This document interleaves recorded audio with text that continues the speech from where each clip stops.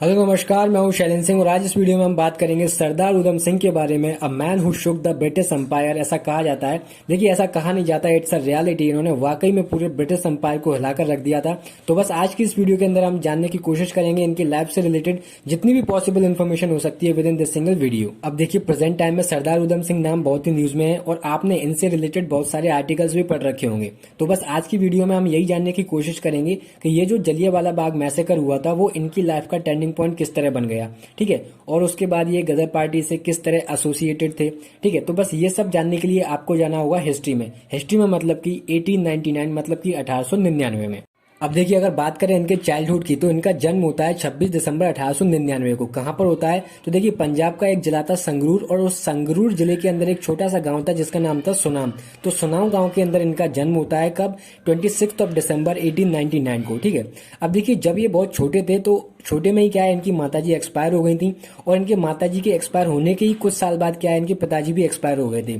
इनके पिताजी का नाम था तेहल सिंह, जो कि एक किसान थे और इसके साथ साथ वो क्या है, रेलवे क्रॉसिंग वॉचमैन का भी काम करते थे। अब देखिए, अगर बात करें इनके एजुकेशन की तो जब इनके माता पिता एक्सपायर हो गए थे तो उनके बाद क्या है, जो इनके बड़े भाई हैं मुक्ता सिंह और सरदार उधम सिंह दोनों, ठीक है, तो इन दोनों को क्या है, सेंट्रल खालसा ऑर्फनेज में इनको भर्ती कर दिया जाता है, ठीक है। ये कहां पर था? अमृतसर के अंदर ही था ये अनाथ आश्रम, ठीक है। तो इस अनाथ आश्रम में क्या है, इनकी प्राइमरी एजुकेशन होती है। कल्चर से रिलेटेड जो भी इनका एजुकेशन था वो कहां पर दी जाती है, इनको इस अनाथ आश्रम के अंदर दी जाती है। अब देखिए, यहाँ पर एक पॉइंट और आता है। इनके माता पिता के द्वारा जो नाम दिया गया था वो था शेर सिंह, लेकिन जो उनको नाम मिला सरदार उधम सिंह वो मिला था इनको इस अनाथ आश्रम से, ठीक है। अब देखिए, 1918 आते आते तक मतलब कि 1918 आते आते तक इन्होंने क्या है, अपना मैट्रिकुलेशन पास कर लिया था। अब देखिए, इसके बाद क्या होता है वो आपको समझना होगा, क्योंकि यहीं से क्या है, इनकी लाइफ चेंज होने वाली है। मतलब कि इनकी लाइफ का जो टर्निंग पॉइंट है वो आने वाला है। अब देखिए, इसके आगे समझने से पहले आपको समझना होगा कि हमारे देश में कंटेम्प्रेरी क्या चल रहा है, मतलब कि इसके समकालीन और क्या चल रहा है हमारे देश में। देखिए, पहले उसको जानते हैं, उसके बाद यहाँ से आगे चलेंगे। अब देखिए, यहाँ पर थोड़ा पीछे चलते हैं और जाते हैं 15 जुलाई 1913 को। मतलब कि 15 जुलाई 1913 को क्या होता है, गदर पार्टी का फॉर्मेशन होता है। अब ये फॉर्मेशन किन लोगों के द्वारा किया जाता है, तो जो इंडिया के बाहर जो पंजाबी लोग रह रहे थे, कहाँ पर, यूएसए और कनाडा के अंदर, तो उन लोगों के द्वारा क्या किया जाता है, गदर पार्टी का फॉर्मेशन किया जाता है। और इस फॉर्मेशन के पीछे केवल एक ही ऑब्जेक्टिव था, क्या, कि किसी भी तरह जो इंडिया के अंदर ब्रिटिश गवर्नमेंट रूल कर रहा है उसको थ्रो आउट करना, ठीक है। और उस समय जो गदर पार्टी के जो हेडक्वार्टर्स थे वो कहां पर थे, सैन फ्रांसिस्को कैलिफोर्निया के अंदर लोकेटेड थे। अब देखिए, टाइम आता है 1914 का और हमें पता है कि 1914 में क्या हुआ था, वर्ल्ड वॉर फर्स्ट हुआ था। तो जैसे ही क्या वर्ल्ड वॉर फर्स्ट हुआ तो जो गदर पार्टी के मेंबर्स थे उन्होंने सोचा कि यही सही टाइम है कुछ करने का। तो उनमें से जो कुछ गदर पार्टी के मेंबर्स थे वो क्या है, पंजाब वापस आते हैं और इंडिया वापस आने के बाद वो क्या है, यहाँ पर कुछ हथियारों का स्मगल करते हैं और यहाँ पर जो इंडियन ट्रूप्स थे, ठीक है, उनको क्या है, प्रेरित करते हैं किसके लिए, ब्रिटिश गवर्नमेंट के खिलाफ क्या है, म्यूटिनी करने के लिए। और इसी को कहा जाता है गदर म्यूटिनी। लेकिन दुर्भाग्यवश ये क्या है, ये म्यूटिनी क्या है, अनसक्सेसफुल रहती है और यहाँ पर जो 42 मेंबर थे किसके, गदर पार्टी के, उनको एग्जीक्यूट कर दिया जाता है ब्रिटिश गवर्नमेंट के खिलाफ, मतलब कि फांसी दे दी जाती है। अब देखिए, जो 1914 से लेकर 1917 का जो टाइम पीरियड था, तो यहाँ पर भी गदर पार्टीज की जो एंटी कॉलोनियल एक्शंस थे वो कंटिन्यू रहते हैं, लेकिन बहुत ही सीक्रेटली, जिससे कि क्या है, ब्रिटिश गवर्नमेंट को पता ना चले। अब अगर देखिए, यहीं पर अगर दूसरे सीन की बात करें तो क्या है, 1915 में महात्मा गांधी जी भी वापस आ जाते हैं। वो 1917 में क्या है, चंपारण सत्याग्रह करते हैं, जो कि मैसिव हिट रहता है और यहाँ पर क्या है, एक ब्रिटिश गवर्नमेंट को एक झटका भी लगता है, ठीक है। तो बस ये जो अब टाइम पीरियड है ना, 1914 से लेकर 1918 तक का, तो यहाँ पर क्या है, इंडिया का जो नेशनलिज्म है वो बहुत ही तेजी से अपराइज कर रहा था, ठीक है, मतलब कि बढ़ रहा था। तो बस इसी नेशनलिज्म को क्या है, सप्रेस करने के लिए क्या किया, ब्रिटिश गवर्नमेंट ने एक एक्ट पास किया 1915 में। और उस एक्ट का क्या नाम था, डिफाइंस एक्ट ऑफ इंडिया 1915, ठीक है। तो इस एक्ट के अंदर कुछ स्पेशल पावर थी, जैसे कि अगर कोई एक्टिविस्ट है, अगर वो उनको लगता है कि ये क्रिमिनल एक्टिविटीज कर रहा है, ठीक है, उनके अकॉर्डिंग, ब्रिटिश गवर्नमेंट के अकॉर्डिंग, तो वो क्या, उनको डिटेन कर सकते हैं बिना जांच पड़ताल किए, ठीक है। तो बस यही था कि मतलब जिससे कि क्या है, वो इंडियन नेशनलिज्म को क्या है, सप्रेस कर सकें। अब देखिए, टाइम आता है 1919 का, मतलब कि 18 मार्च 1919, जब क्या है, रॉलेट एक्ट पास करता है, कौन, ब्रिटिश गवर्नमेंट। अब देखिए, इस रॉलेट एक्ट में क्या है, और भी ज्यादा पावर्स दे दी जाती हैं, किसके लिए, कि आप किसी भी तरह जो नेशनल अपराइजिंग हो रहा है इंडिया के अंदर उसको सप्रेस कीजिए। तो देखिए, अब रोल आता है फिर से किसका, सरदार उधम सिंह का। मतलब कि अब टाइम आ गया है किसका, जलियांवाला बाग मैसेकर का। अब देखिए, बात करते हैं जलियांवाला बाग मैसेकर की। अब देखिए यहाँ पर आपको समझ में आएगा कि ये जो जलियांवाला बाग मैसेकर हुआ था वो क्या है, कोई एक इंसिडेंट का रिजल्ट नहीं था। ठीक है, ये जो 1914 से लेकर 1919 तक जो सीरीज ऑफ इवेंट्स हो रहे थे, जो चले आ रहे थे, तो इन सभी का रिजल्ट क्या निकल कर आया, जलियांवाला बाग मैसेकर। ठीक है, अब देखिए हमें पता है 18 मार्च 1919 को क्या हुआ था, एक रॉलेट एक्ट पास किया गया था, किसके द्वारा, ब्रिटिश गवर्नमेंट के द्वारा। ठीक है, अब इस रॉलेट एक्ट में मतलब कि और भी ज्यादा पावर्स दे दी जाती हैं, जिससे कि जो हमारा जो इंडियन नेशनल जो मूवमेंट जो अपराइज हो रहा था, ठीक है, जो बढ़ रहा था, उसको पूरी तरह से दबाया जा सके। अब देखिए बस इसी रॉलेट एक्ट को क्या होता है, रद्द करने के लिए, मतलब वापस लेने के लिए पूरी ऑल ओवर इंडिया में प्रोटेस्ट शुरू हो जाती है। ठीक है, तो इस प्रोटेस्ट में क्या है, कई सारे जो हमारे फ्रीडम फाइटर्स थे उन्होंने भी पार्टिसिपेट किया, और कुछ जो इंडियन नेशनल मूवमेंट के कांग्रेस के जो लीडर्स थे उन्होंने भी पार्टिसिपेट किया, जैसे कि महात्मा गांधी जी। अब देखिए यहीं पर क्या है, दो फ्रीडम फाइटर्स कह दो या फिर लीडर्स कह दो, आप कहाँ से थे, पंजाब से बिलोंग करते थे, और उनका नाम था क्या, सैफुद्दीन किचलू और डॉक्टर सत्यपाल। अब टाइम आता है 10 अप्रैल 1919 का, तो 10 अप्रैल 1919 को क्या है, इन दोनों लीडर्स को, इन दोनों फ्रीडम फाइटर्स को क्या है, ब्रिटिश गवर्नमेंट ने क्या है, गिरफ्तार कर लिया, अरेस्ट कर लिया। अब दिन आता है 13 अप्रैल 1919 का, मतलब कि जलियांवाला बाग मैसेकर डे। अब देखिए कहानी में फिर से लौट कर आते हैं कौन, सरदार उधम सिंह की यहाँ पर फिर से एंट्री होती है। अब देखिए यहाँ पर तीन चीजें साइमल्टेनियसली हो रही थी, मतलब कि तीन चीजें एक साथ हो रही थी इस दिन। देखिए पहली चीज क्या थी, ये फेस्टिव डे था, मतलब कि बैसाखी का दिन था।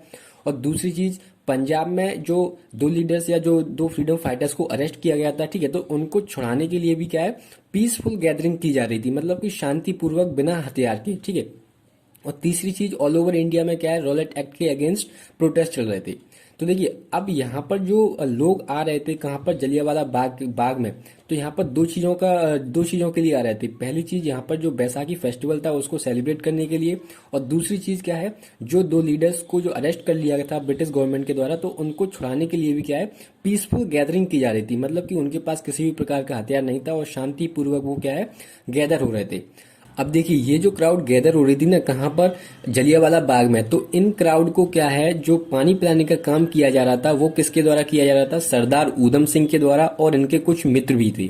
अब देखिए यहाँ पर आपको दो नाम समझने होंगे, पहला नाम है यहाँ पर जनरल माइकल ओ डायर, ठीक है, और दूसरा नाम है क्या, जनरल रेजिनाल्ड ओ डायर। तो देखिए जनरल माइकल ओ डायर था ना, वो था पंजाब स्टेट का लेफ्टिनेंट गवर्नर।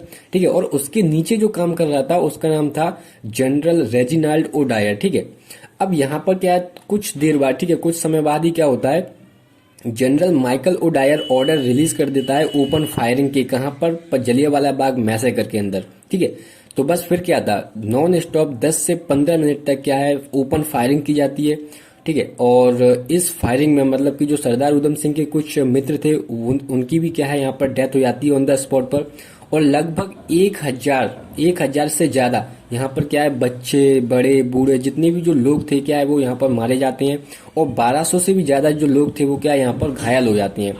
तो बस जब ये सीन, मतलब जब ये इस तरह की जो ब्रुटैलिटी देखी किन्होंने, सरदार उधम सिंह ने, मतलब कि इस तरह की जो एट्रोसिटीज की ब्रिटिश गवर्नमेंट ने, तो इन्होंने जब अपनी आंखों से देखा, जब चारों तरफ तो इनकी क्या है, शवों का टीला सा लग चुका था, तो ये सीन जब इन्होंने देखा तो ये क्या है, अंदर से पूरी तरह से क्या है, झंझोर कर रख दिया था इस सीन ने, इस दृश्य ने। तो बस यही वो टाइम था, यही वो टर्निंग पॉइंट था इनके लिए, जो पूरी तरह से इनकी लाइफ को चेंज कर देता है, और ये बस यहीं से ठान लेते हैं कि ये क्या है, ब्रिटिश एम्पायर को पूरी तरह से इंडिया से खदेड़ कर रख देंगे। अब यहीं से क्या होता है, इनकी जो क्रांतिकारी लाइफ थी, जो रिवोल्यूशनरी लाइफ थी, वो स्टार्ट हो जाती है, और धीरे धीरे ये क्या है, रिवोल्यूशनरी एक्टिविटीज में पार्टिसिपेट करने लगते हैं, और डीपली इन्फ्लुएंस्ड होते हैं किससे, भगत सिंह से।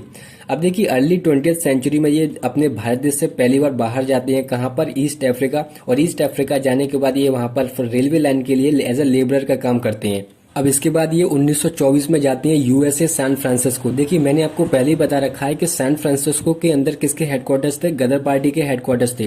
तो 1924 में ये क्या है, गदर पार्टी के मेंबर बनते हैं और उनकी रिवोल्यूशनरी एक्टिविटीज में पार्टिसिपेट करते हैं। ठीक है, अब यहाँ पर क्या है, ये 2 से 3 साल डिफरेंट सिटीज में रहते हैं, like New York, San Francisco, Chicago. ठीक है, और इसी बीच ये अपनी खुद की पार्टी लॉन्च करती हैं जिसका नाम था द आजाद पार्टी, और इस पार्टी के केवल 2 ही ऑब्जेक्टिव थे। क्या, पहला ऑब्जेक्टिव था इंडिया की फ्रीडम के लिए कैंपेनिंग करना, ठीक है, ऑल ओवर द वर्ल्ड, और दूसरा काम था जो इंडिया में जो रिवोल्यूशनरी ग्रुप्स काम कर रहे हैं उनके लिए फंड कलेक्ट करना।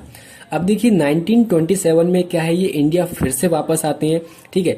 लेकिन क्या हुआ, जब ये पंजाब वापस आए तो इन्हें क्या ब्रिटिश गवर्नमेंट के द्वारा इन्हें गिरफ्तार कर लिया जाता है। क्यों?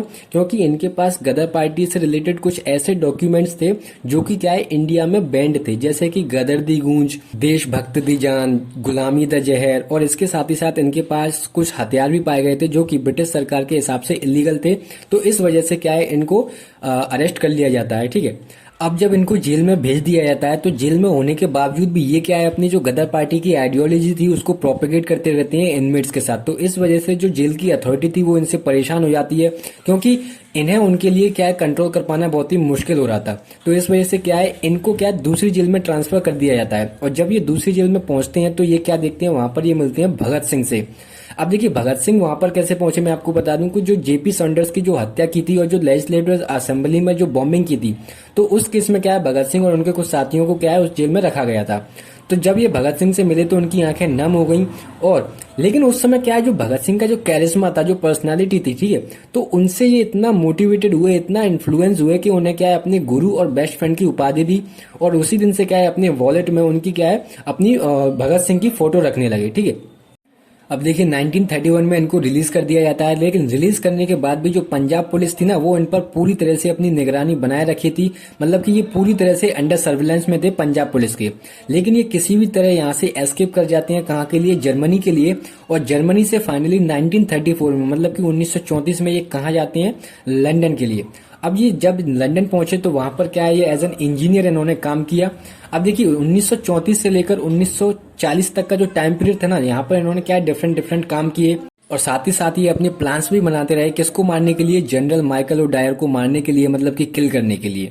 अब देखिए टाइम आता है 12 मार्च 1940 का। इस दिन क्या होता है, सरदार उधम सिंह अपने क्या है कुछ मित्रों को खाने पर बुलाते हैं। और जब इनके मित्र खाना खाकर जाने लगते हैं तो ये अपने मित्रों से कहते हैं वैलियंटली पूर्वक, मतलब कि वीरता पूर्वक, कि कल जो होने वाला है उस बात के लिए लंदन गवाह होगा कि किस तरह ब्रिटिश साम्राज्य की जड़ों को हिलाकर रख दिया गया था। अब फाइनली डे आता है 13 मार्च 1940 का। अब देखिए इस दिन क्या होता है, जो ईस्ट इंडिया एसोसिएशन था और जो द रॉयल सेंट्रल सोसाइटी थी, इन दोनों के बीच में एक ज्वाइंट मीटिंग होनी थी। कहां पर, कैक्सटन हॉल में। अब ये कैक्सटन हॉल कहां पर लोकेटेड था, लंदन के अंदर। तो बस इस मीटिंग में क्या है सरदार उधम सिंह भी पहुंचते हैं। लेकिन जब वहां पर ये पहुंचे तो क्या है अपनी जो रिवॉल्वर थी इनकी, वो क्या है एक बुक के अंदर रख कर ले गए थे। मतलब कि बुक के अंदर जितने भी जो पेजेस थे उनको क्या रिवॉल्वर के शेप में काट कर उसके बीच में रिवॉल्वर फंसा ली। तब जाकर क्या है ये अंदर गए। और वहां पर जाने के बाद जब माइकल ओ डायर को क्या है स्पीच देने का टाइम आया तो वहां पर इन्होंने क्या है बैक टू बैक 2 गोलियां चलाई और जनरल माइकल ओ डायर की ऑन द स्पॉट पर डेथ हो जाती है। अब देखिए इतना सब कुछ करने के बाद भी ये क्या वहां से भागते नहीं है, ये वेट करते हैं कि कब वहां की जो गवर्नमेंट है, जो पुलिस है, वो आए और इन्हें अरेस्ट करे। अब जब इस इंसिडेंट के बारे में इंडिया तक खबर पहुंची तो पूरे इंडिया में क्या एक खुशी की लहर से दौड़ गई। अगर बात करें पंजाब की तो पंजाब में तो खुशी का ठिकाना ही नहीं था, क्योंकि after all 20 years letters Jallianwala Bagh massacre का बदला जो लिया था। अब अगर यहीं पर बात करें गांधी जी की तो देखिए गांधी जी का यहाँ पर थोड़ा सा स्टैंड अलग था। गांधी जी को जब इस इंसिडेंट के बारे में पता चला तो उन्होंने कहा कि ये एक इंसेन एक्ट है और मैं ऐसी आशा करता हूं कि इससे इंडियन पॉलिटिक्स पर कोई भी नेगेटिव इफेक्ट ना पड़े। और यहाँ तक कि जो माइकल जनरल ओडायर की जो फैमिली थी, ठीक है, तो उनके फैमिली के प्रति भी गांधी जी कंडोलेंस शो करते हैं। अब देखिए अगर बात करें पुलिस इंटेरोगेशन की, देखिए अब सरदार उधम सिंह को क्या गिरफ्तार कर लिया जाता है और उसके बाद जब पुलिस इंटेरोगेशन होती है तो वहां पर इनसे नाम पूछा जाता है। तो वहां पर जो नाम बताते हैं वो नाम होता है राम मोहम्मद सिंह आजाद। अब देखिए इस नाम के जो फर्स्ट 3 वर्ड है ना वो शो करते हैं इंडिया के मेजर रिलीजन को, और जो लास्ट वर्ड है वो शो करता है एंटी कॉलोनियल सेंटीमेंट्स को। अब 4 जून 1940 को इनके कोर्ट ट्रायल्स होते हैं, वहां पर इन्हें गिल्टी ऑफ क्राइम डिक्लेयर कर दिया जाता है और फिर इनसे पूछा जाता है कि आप अपनी डेथ पेनल्टी के बारे में कुछ कहना चाहते हैं। तो बस यहीं पर सरदार उधम सिंह ने अपनी फेमस स्पीच दी थी और इस स्पीच में मतलब कि इन्होंने ब्रिटिश गवर्नमेंट को, ब्रिटिश एम्पायर को इतना क्रिटिसाइज किया था कि एक टाइम ऐसा आया कि वहां पर जो ज्यूरी मेंबर्स थे, जो जजेस थे, उन्हें इनको क्या है चुप कराना पड़ा था। और आगे चलकर फिर क्या है 31 जुलाई 1940 को उन्हें पैंटविले इन प्रिजन में क्या है फांसी दे दी जाती है, मतलब कि एग्जीक्यूट कर दिया जाता है।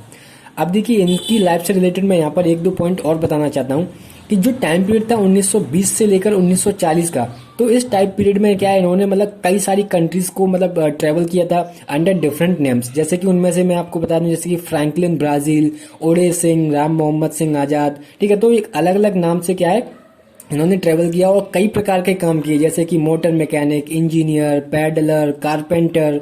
ठीक है, यहाँ तक कि इन्होंने क्या है, एक दो प्रोडक्शन के अंडर इन्होंने मूवीज में भी एज एन एक्टर काम किया था। जैसे कि एक मूवी का नाम है द एलिफेंट बॉय, तो आप गूगल सर्च कर सकते हैं, वहां पे देख सकते हैं। तो ये थे कुछ इंपॉर्टेंट फैक्ट एंड फिगर हमारे हीरो सरदार उधम सिंह की लाइफ से रिलेटेड। देखिए यहाँ पर जितने भी जो मोस्ट इंपोर्टेंट पॉइंट हो सकते हैं इनकी लाइफ से रिलेटेड मैंने आपके साथ शेयर करने की कोशिश की है।